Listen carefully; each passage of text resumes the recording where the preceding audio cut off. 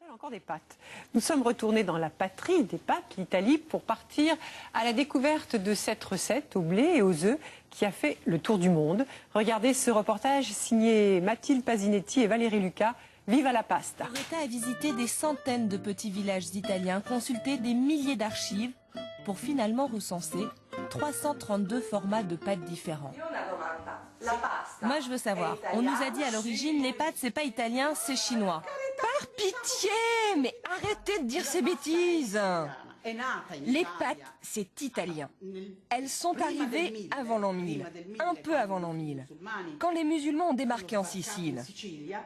Là, ils ont trouvé un blé dur, extraordinaire, de l'eau merveilleuse. Donc, ils ont pu construire des moulins. Et quelqu'un dont on ne sait s'il était musulman ou bien si c'était une femme du peuple, après avoir fabriqué de la pâte pour le couscous, a pris cette pâte dans la main et a fait certainement un truc comme ça. Et ça donne le trophier de Gênes. Fâché, Loretta veut aussi tordre le cou à une autre rumeur. Ce n'est pas Marco Polo qui aurait rapporté des pâtes de Chine en 1295. D'ailleurs, elle a une preuve irréfutable.